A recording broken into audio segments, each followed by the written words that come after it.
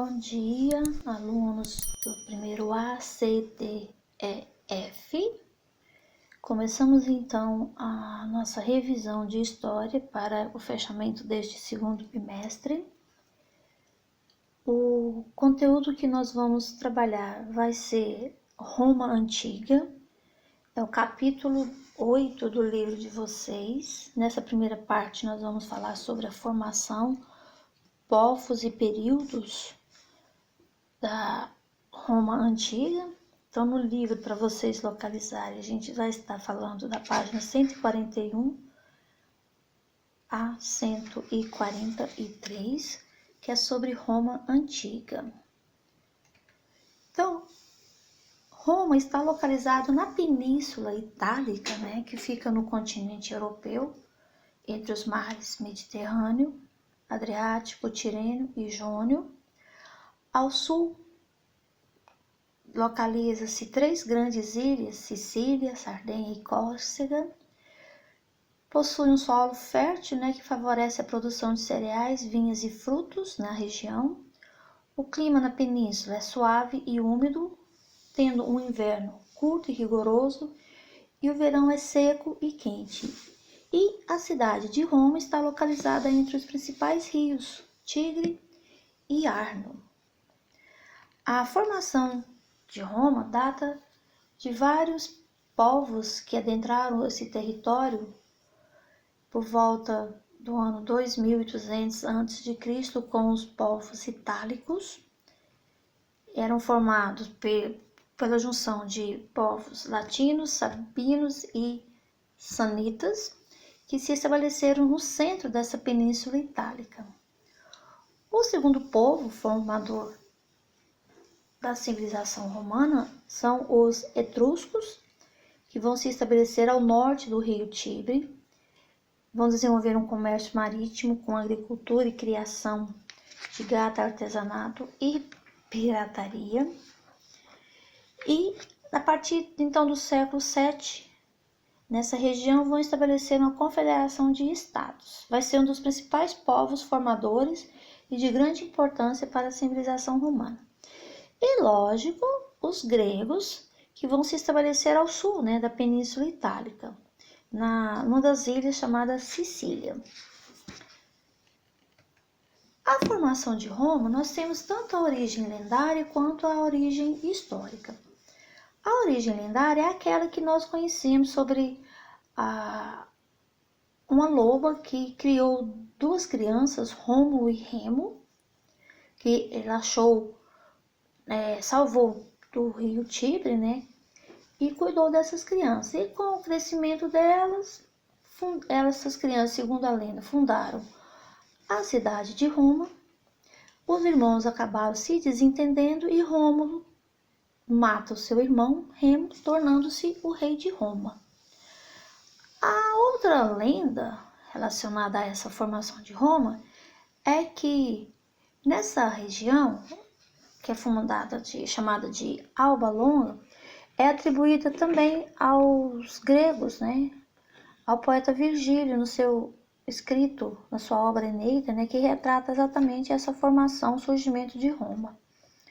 Nessa região da Alba Longa existia um rei chamado Monitor, que acabou sendo destronado pelo seu irmão Amúlio. Por causa disso, ele pegou a sua sobrinha, Réia Sílvia, prendeu ela no convento, vamos dizer assim, e lá ela deu à luz Rômulo e Remo. Por causa disso, ele jogou as crianças no rio Tibre, que foram recolhidos por um pastor. Quando essas crianças cresceram e tomaram ciência de quem eram, eles destronaram Amúlio, reconduzindo seu avô, o Monitor, ao trono.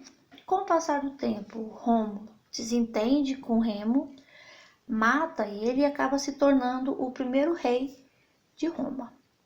Então essa é uma das partes da lenda, que fala sobre a formação de Roma. A origem histórica é que ela foi fundada pelos latinos há cerca de 1000 anos antes de Cristo, na região do Lácio, que é na região central da Itália, se estabelecendo nessas regiões aí em busca de melhores condições de vida. Já no século 8 a.C., já tendo aí a história de Rômulo, né, e tudo mais, essa região foi sendo ameaçada por sabinos e, para não sofrer a questão das invasões, acabaram se aliando aos latinos. E dessa união, né, dos latinos com esse povo, acabou formando várias aldeias habitadas por pastores e dando origem então aí à cidade de Roma.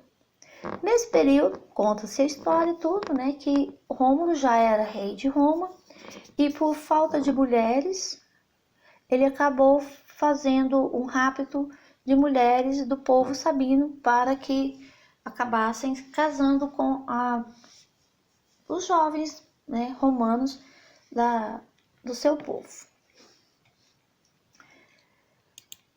Então, essa é a parte da história, né, da formação de Roma. Tem a parte tanto lendária quanto a parte histórica. Mas a história em si mesmo, né, como se diz, de uma pequena aldeia a um grande império romano, a história de Roma foi dividida em 3 longos períodos. A monarquia, de 753 a 509 a.C., a república, de 509 a 27 a.C., e o Império, de 27 a.C. a 476 depois de Cristo. Então, o primeiro período que nós vamos estudar é a monarquia, chamado período dos reis. Nesse período aí consta que Roma foi governada por 7 reis. 4 entre os primeiros, chamados latinos, a junção de latinos e sabinos, e os 3 últimos pelos etruscos, né, que é um dos povos mais importantes na formação de Roma. Então, dentro desse reinado, nós vamos ter entre os principais reis Rômulo, Nuno Pompílio, Túlio, Hostílio e Anco Márcio, que vão pertencer a essa lenda de formação, né, de Roma. O rei, então, nesse período, o que ele tinha? Ele tinha um grande poder, não só militar, como religioso também. Essa monarquia era formada pelo Senado, que era um conselho de anciões, órgão exclusivamente formado por patrícios, que era a classe mais alta na época, e tinha também a Assembleia Curiata, que era a reunião de todas as famílias aristocráticas, né, de Roma, cuja finalidade era simplesmente votar as leis e aprovar a guerra. Nesse período, então, na época da realeza, nós vamos ter aí a economia praticamente baseada na agricultura, no pastoreio e no comércio, que era um pouco reduzido.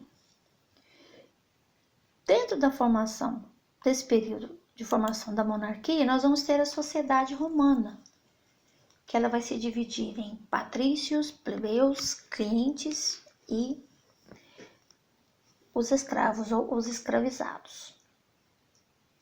Então, quem que eram os patrícios? Formavam a grande aristocracia de Roma, diziam ser descendentes, né, dos primeiros fundadores.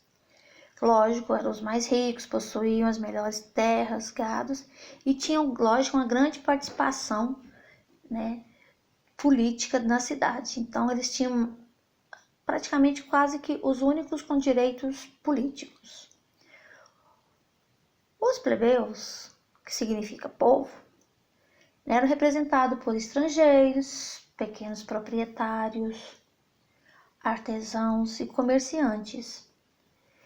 Geralmente trabalhavam para os patrícios e, quando enriqueciam, também não podiam participar da vida política da cidade. Então, eles não tinham direitos políticos, diferente dos patrícios.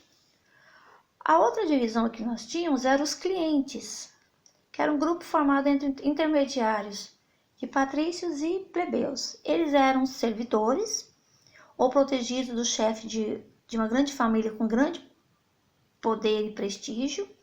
Esse chefe era chamado de patrono. Então, eles trocavam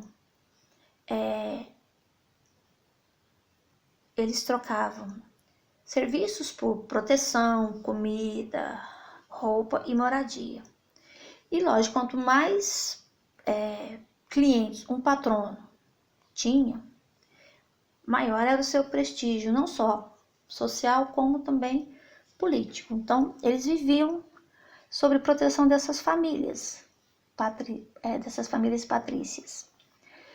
Na última parte aí da sociedade romana vem os escravos. E a gente já sabe que nessa época existiam uma grande quantidade de escravos por dívida em Roma.